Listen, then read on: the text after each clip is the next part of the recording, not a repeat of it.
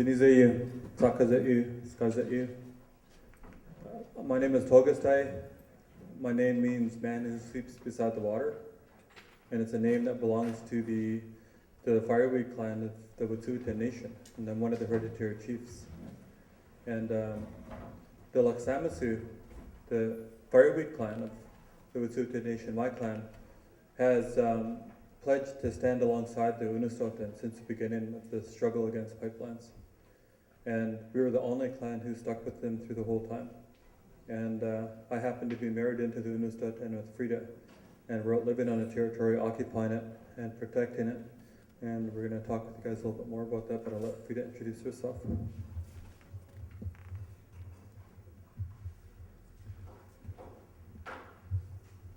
First of all, I'd like to just thank the Coast Salish people of this territory that we're on, that for welcoming us here. And I'm Freda Huson, come from the unist'ot'en people. We're people of the headwaters, and my people for generations have protected the headwaters on Wet'suwet'en territory from time immemorial, and we're continuing to do so today with my generation, who has stood up and decided no more, because we saw more and more of our land being decimated for the last 10, 12 years, and my generation keeps said we can't be silent anymore, we need to start speaking up, and approached our chiefs and told them that we need to do something. We can't stand and be silent anymore, or otherwise our children will have nothing, and our grandchildren and great-grandchildren won't enjoy the benefits we have of taking food off the land and getting the medicines, the berries. We said we don't want to be telling the stories that what we used to have. We want to be teaching them what resources they can get off the land. And it's been ongoing for about 5 years that we've made the decision to stand and say a firm no to all the pipelines that are proposing to come through our territory.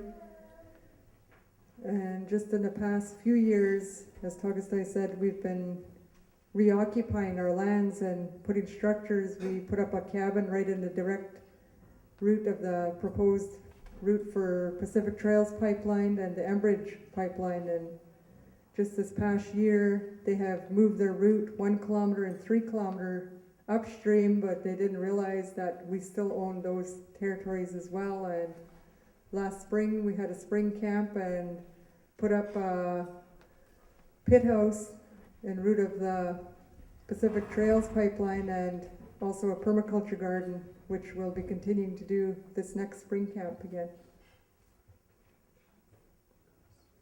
And this coming spring we'll be completing the pit house because we didn't finish it, so this spring they'll be completing the pit house and expanding the permaculture garden, because we only got halfway through last year and we hope to completely finish it. And for the first few years we're just growing root vegetables like the conventional potatoes, beets, just to establish the soil, so that eventually we want to start transplanting our own natural plants on the territory. And this year we're adding a bunkhouse so that there'll be more. Right now we just have an overcrowded cabin. When we have supporters come in, we have people sleeping on the floor, upstairs, everywhere. And it gets a bit overcrowded, so we're looking forward to the project for the bunkhouse that will be coming up in May. So probably about I'll just backtrack a little bit. 3 years ago, we have another territory that we often visited frequently, is where we did our char fishing. And about 3 years ago, we were going in to just check up on our cabin, because we had a cabin in another territory that's called Poplar Lake. And we went in with a snowmobile on the back of our truck, because we thought we had to snowmobile in for 13 kilometers because the road was never plowed. But as we got to that 13 kilometer mark where we thought we were going to park and take off our snowmobile, it ended up that the road was fully plowed all the way in. And I was wondering, what's going on here? The road's not supposed to be open. And right away, Toghestiy started saying mining, it's probably mining. And we drove all the way in to the cabin, and it was plowed right through. And So I told him, well, we parked the truck right on a road, so whoever's in there is gonna have to honk to get back out, cause we got in fairly late. So we went in and settled into the cabin for the night, and then sure enough, first thing the next morning, there was a honk. So we went out to see who was on the road, and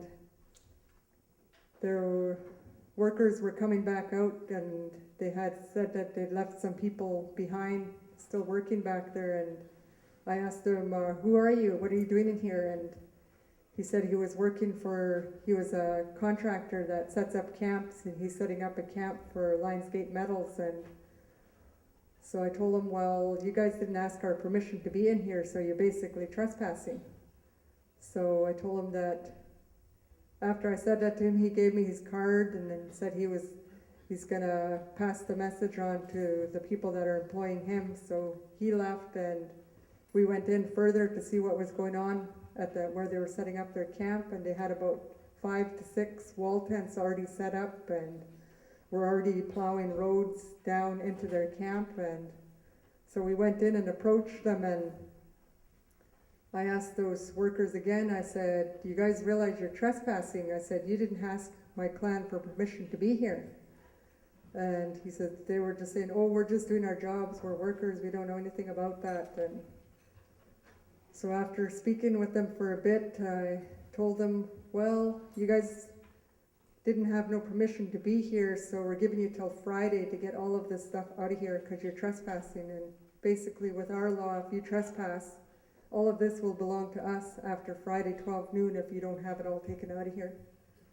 And then they said they were going to relay that message as well to their boss. And so we left, and I told them I had to go back to my chiefs and report what I came upon. And I went back and called a meeting right away and called all my chiefs over to my house and told them what we came across when we went out to the territory. So they said they wanted to go out the very next day because they were concerned. So the very next day, the whole crew of us, probably about 5-6 vehicles, drove out there, and they went and looked around, saw what was up, and then they reiterated what I said, that everything had to be out, because they were basically saying, oh, this is going to be mine if it's not out of here. They were just basically just saying that to them. And so Toghestiy and my uncle and my cousin stayed back, and they actually fell trees on the road that cars had to weave through, so no heavy equipment could get in there. And they stayed there for the full time right up to Friday, and all the ladies and children came back Friday to ensure that people went out. And so we got there, I think we got there Thursday night and spent the night. Then by 12 noon, we all waited by the blockade to ensure they were coming out. So sure enough, by 12 noon Friday, at first they were trying to say, we can't take that down. It took us weeks to put that up. I said, it's not our problem. You still have to have it out by 12 noon Friday. And by 12 noon Friday, they had everything all packed up, and they were right on the dot 2 minutes before 12. They drove everything out.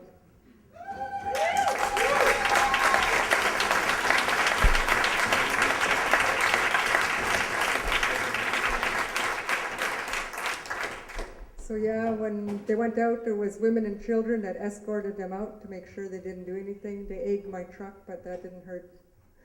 So the parked truck, we had one vehicle that was still parked at the cabin, and they egged up the window when they went by, but we didn't see that till after they left. And so 2 years ago, the reason why we put in the soft blockade was because 2 years ago, like we've ran the camp 2 years already for the action camp, but we weren't living there. We were actually taking camp down and hauling it all back 2 hours away back to our home community. Then in the next camp we'd haul it back out. But 2 years ago, we were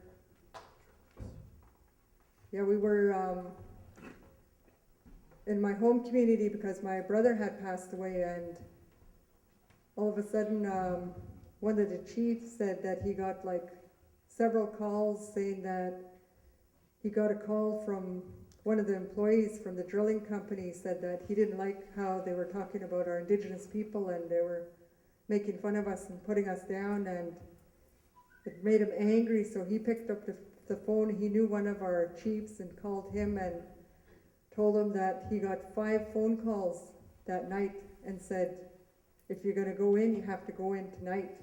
And they said, like, you have to go there. They told him 5 times, and so he phoned the chief and said that if you guys want to stop the pipeline company, they're planning to go in 5 tomorrow morning, so you have to have somebody out there.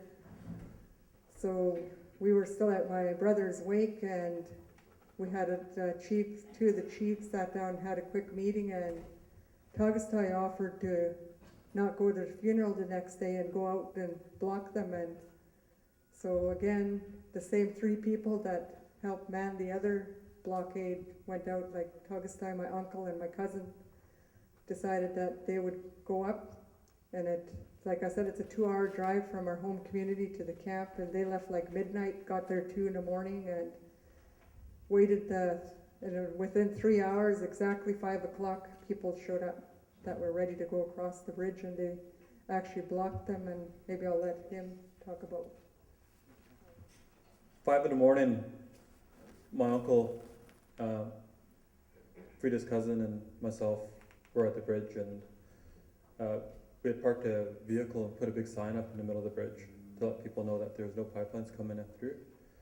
And these people showed up in 3 vehicles, and we met them at the bridge and asked them what their business was in there, and they said that they were doing some work for a drilling company, and the drill workers were in a vehicle that was in the back. It was a big crew truck, and it was full of all these drill workers in the back, and the guy in the front was a representative from the Apache Corporation who was working for them. He was project manager to look after the directional drilling that's been proposed for that territory. And I was given direction from Freda's uncle, Nidipis, who's the head chief of the Unist'ot'en, and my uncle, Hlumkan, who's the head chief of my clan. As I mentioned earlier, the unist'ot'en and Laksamasu clans both agreed to work together to stop these pipelines. And they asked me to go up and stop them, so I did that. Our uncle's elderly, and he parked his truck across the road, and he looked really intimidating. He's this really, really sweet guy, but he looked really intimidated because he was sitting in his truck and he was like really stoic face. He just stared across at where these workers were and just glared them down, and he had a rifle on his side that was loaded. So I guess the intimidation factor went up with him, and I talked with him afterwards, and he was like, yeah, I don't know, I was just really, really, really scared. And I'm like, it didn't look like that.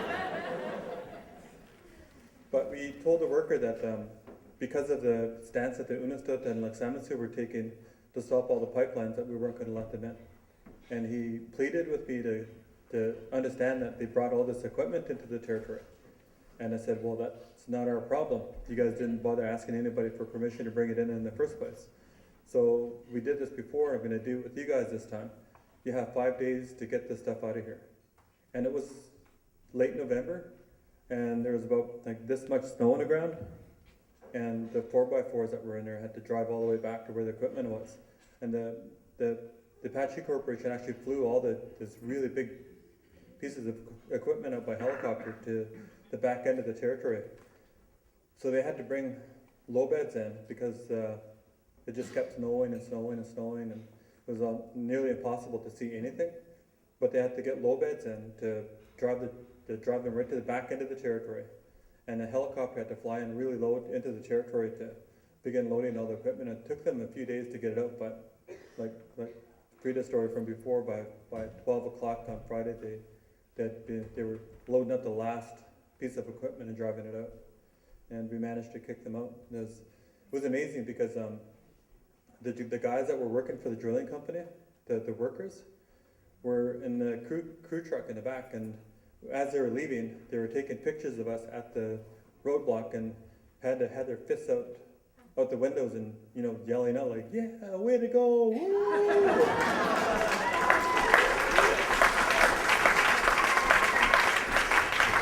It was an amazing experience. These guys were cheering because they just lost their contract.